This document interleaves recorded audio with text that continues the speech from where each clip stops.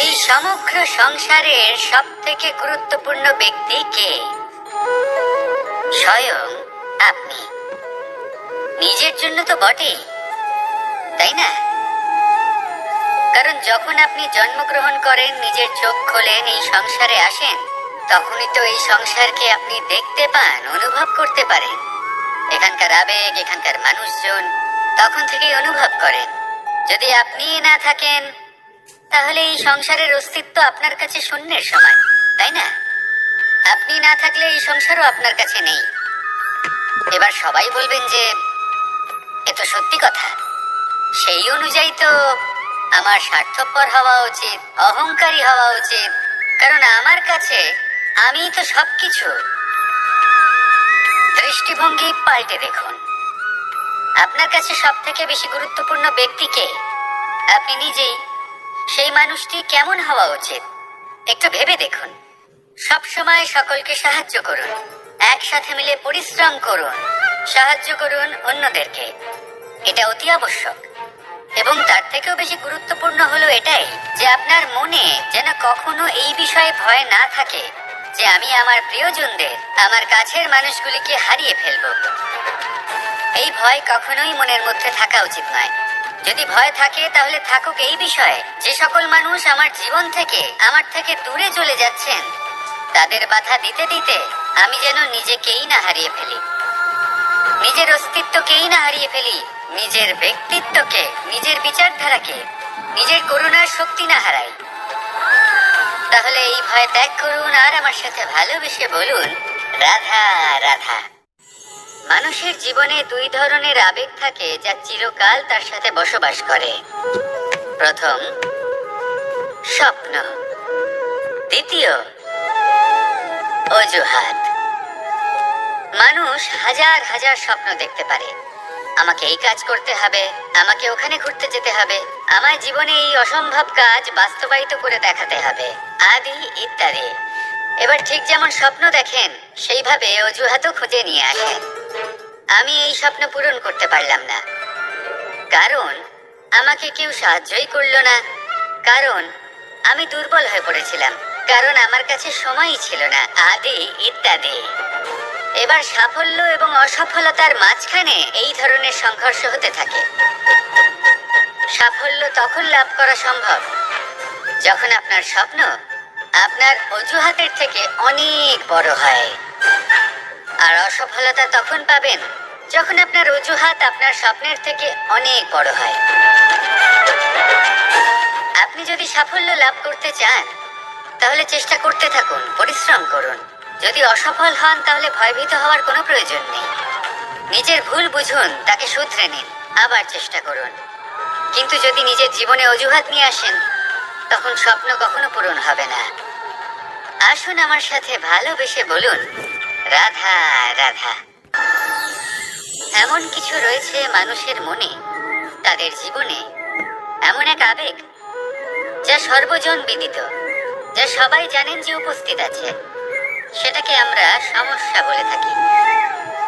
এমনিতে আমরা সকলেই জানি যে এমন কোনো গৃহ নেই যেখানে মৃত্যুর ছায়া পড়েনি, এমন কোনো বৃক্ষ নেই যার দ্বারা ওষুধ তৈরি সম্ভব নয়, এমন কোনো অন্ন নেই যা সময়ের সাথে বিষ বা অমৃতে পরিণত হতে পারে।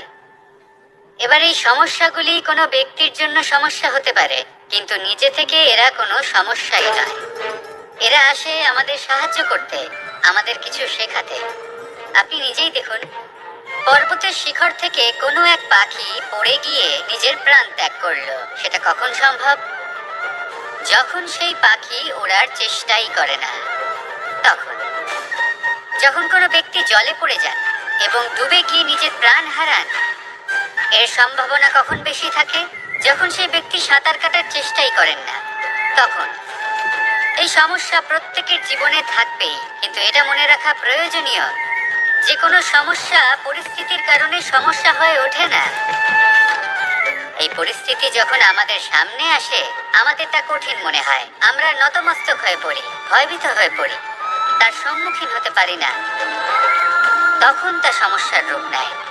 দৃঢ় হয়ে দাঁড়িয়ে থাকুন সাহসের সাথে, এই পরিস্থিতিগুলির সম্মুখীন হন, দেখবেন সমস্যা কখন সাফল্যে পরিণত হবে আপনি জানতেই পারবেন না। আসুন আমার সাথে ভালোবেসে বলুন, রাধা রাধা। দীপাবলি আমাদের সবথেকে বড় উৎসব।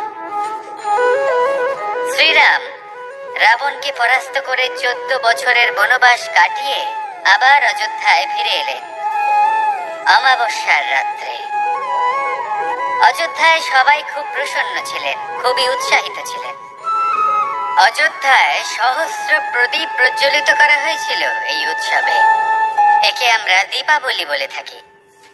এবার এই বিষয়ে আমরা সকলে জানি।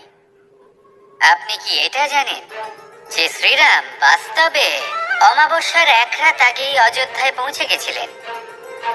সবার সামনে অমাবস্যার রাতে এসেছিলেন। এর কারণ কি? শ্রীরাম প্রমাণ করতে চেয়েছিলেন যে যে কোনো সময়, দিন হোক বা রাত, শুভ বা অশুভ হয় না। শুভ অশুভ কিছু থাকলে তা হলো মানুষের চিন্তা, তার ভাবনা, তার নির্বাচন আর তার কর্ম। নিজেই দেখে নিন, শ্রীরাম শুভ কাজ করে ফিরেছিলেন এবং অমাবস্যার মতো গভীর এক রাত্রিকেও দীপাবলিতে পরিবর্তিত করেছিলেন। এমনটাই যদি আমরা করতে পারি, তাহলে এমন কোন গৃহে যান যেখানে অসহায় ব্যক্তি রয়েছেন, যা অন্ধকারাচ্ছন্ন, আর সেখানে প্রকাশ প্রজ্বলিত করুন।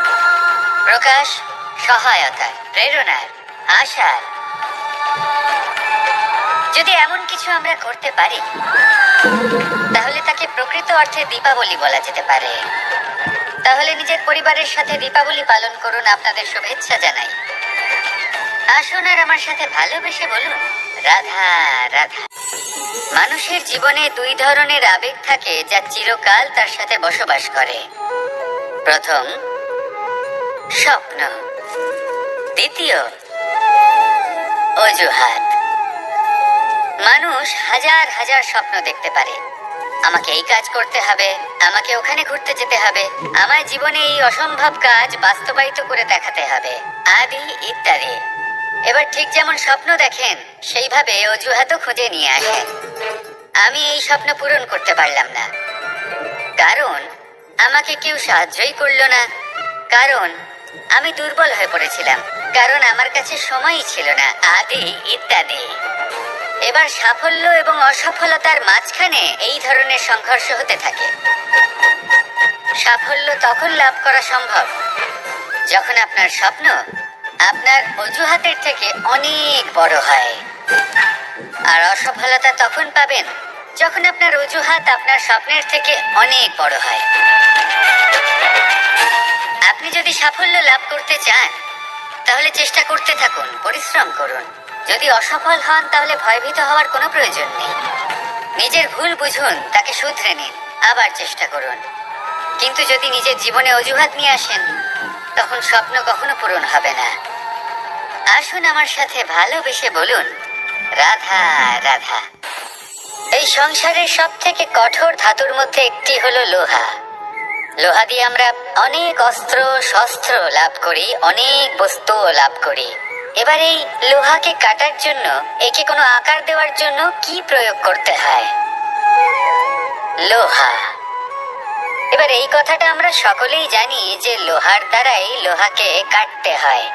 এবার এই কথা আমি আপনাকে কেন বলছি, এরপরে খুব বড় একটা প্রশ্ন আসে, যা খুব বড় শিক্ষা দিয়ে যায়।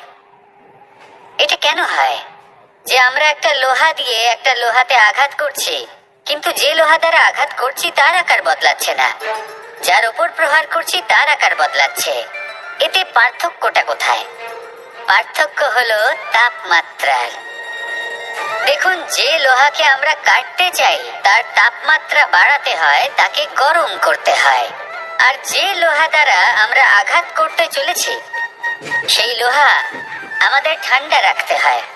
অর্থাৎ ঠান্ডা লোহা গরম লোহাকে কেটে দেয়। এবার এই শিক্ষা কি আমাদের জীবনে যথেষ্ট নয়? আমাদের জীবনে অনেক সমস্যা আসতে পারে, কিন্তু আমাদের এই বিষয়ে বিশেষ খেয়াল রাখতে হবে যে আমাদের মনকে আমরা যেন ঠান্ডা রাখি, এই মস্তিষ্ককে শান্ত রাখতে হবে।